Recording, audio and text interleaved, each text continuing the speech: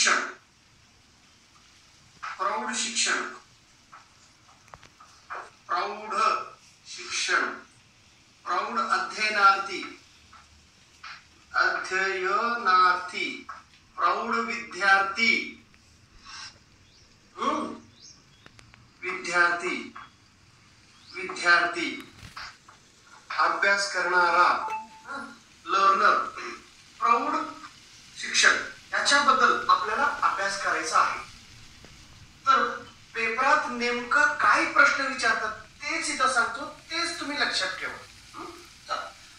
Adult learner म्हणजे कोण, तुम्हाला डेफिनेशन विचारतात. ऍडल्ट लर्नर म्हणजे काय? ज्या व्यक्तींचा वय 18 ते 40 दरम्यान आहे त्या व्यक्तीला प्रौढ लर्नर असे म्हणतात.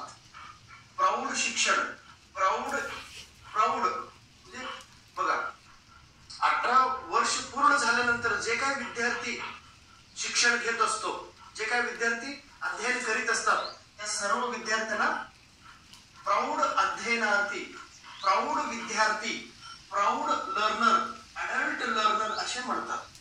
हे पेपरामध्ये विचारलेले प्रश्न, त्यांचा ड्युरेशन विचारलेले होते, वय, मॅक्झिमम. अजून एक साधा डेफिनेशन आहे बरं का, मग ते दोन्ही विचारतात का? क्वेश्चन पेपर मध्ये तसं नसतो, दोन विचारत नाही. परंतु वेगवेगळ्या राज्यात मला असे प्रश्न आले होते. वयाच्या 25 वर्षापुढील, वयाच्या 25 वर्षापुढील व्यक्ती जर त्याने अध्ययन करत असेल, नवीन नवीन नॉलेज घेत असेल, शिक्षण घेत असेल, तर त्याला प्रौढ शिक्षण, त्याला अडल्ट लर्नर असे म्हणतात. प्रौढ शिक्षण लक्षात यायला लागलं तुम्हाला? ओके. आता या प्रौढ शिक्षणाबद्दल, प्रौढ शिक्षण म्हणजे प्रौढ विद्यार्थी बद्दल एक विशेष व्यक्तीने अभ्यास केलेला आहे आणि पूर्णपणे अभ्यास करून त्याच्यावरती एक सिद्धांत लिहिलेला आहे, त्याच्यावरती एक माहिती त्यांनी लिहिलेलं आहे. ते कोण आहे हे पेपरमध्ये प्रश्न विचारतात. आता नेमकं ह्याचं डेफिनेशन काय?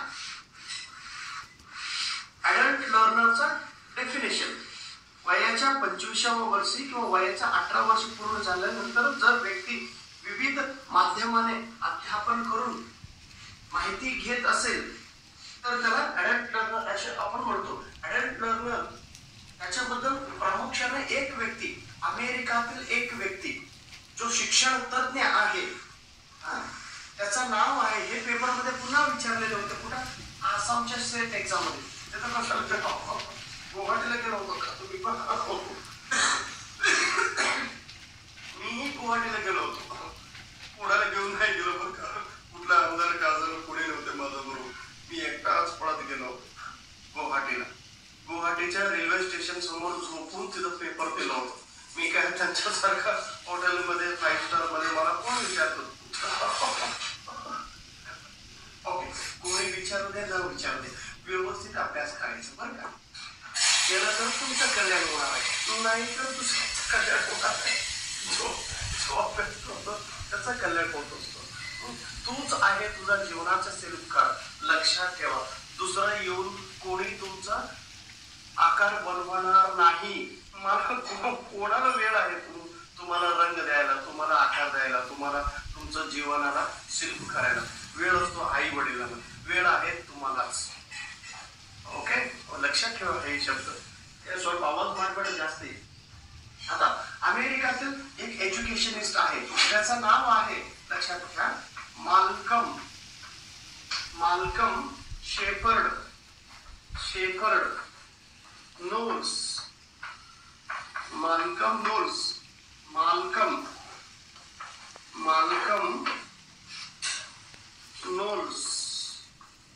नोल्स या व्यक्तीने एक सिद्धांत लिहिलेला आहे, एक थेअरी लिहिलेला आहे त्यांनी. कुठला?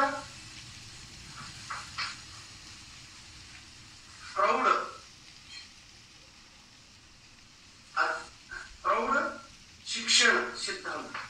प्रौढ शिक्षण सिद्धांत असा त्यांचा सिद्धांत म्हणजे एक थेअरी, एक माहिती त्यांनी लिहिलेली.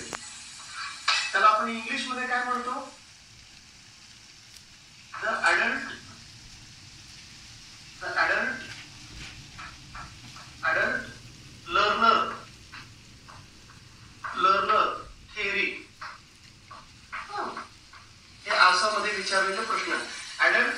थिअरी कोणी मांडलेले आहे?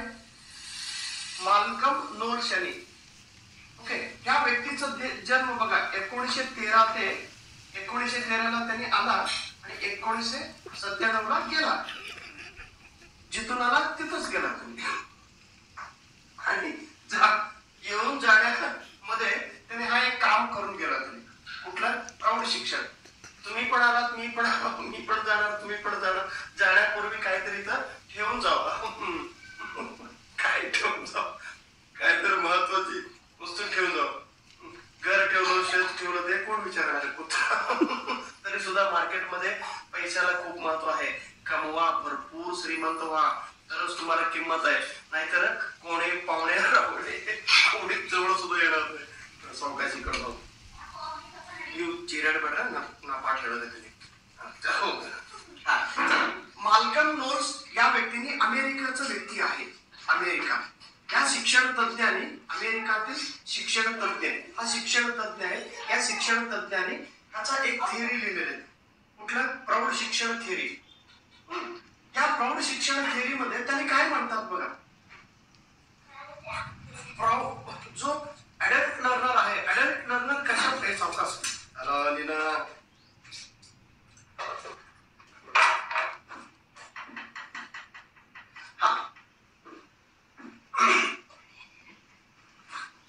या जो व्यक्ती आहे, प्रौढ शिक्षणाबद्दल माहिती सांगितलेलं नोल्स यांनी काय म्हणतात, या व्यक्तीने एक शब्द आहे ना, एक शब्द वापर केलेला त्याने.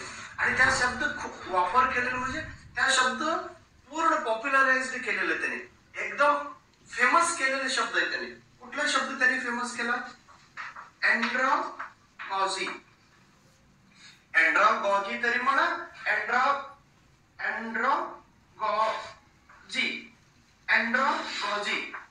लक्षात ठेवा. अँड्रॉगॉगी किंवा अँड्रॉगॉजी.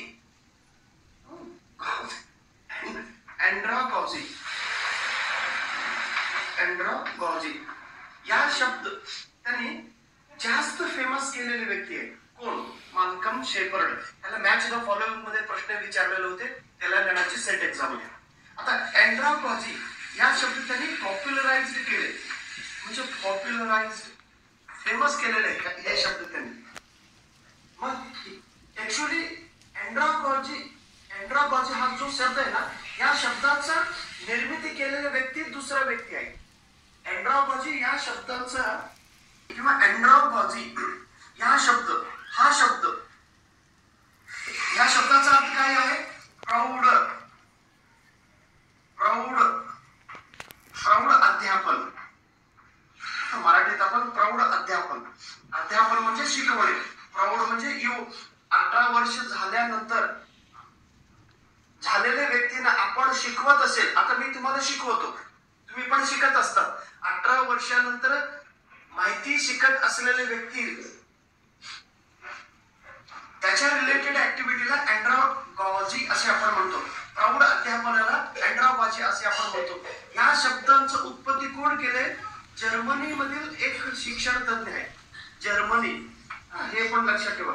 33 ला या शब्दात कुठल्या व्यक्ती केलेला आहे? जर्मनीचा. पण ह्याचा मेथड्स वापर करून शिकवायला पाहिजे. आता प्रौढ विद्यार्थी कशा पद्धतीने शिकतात त्याच्या ज्ञान म्हणजे अँड्रॉगॉजी किंवा अँड्रॉगॉजी.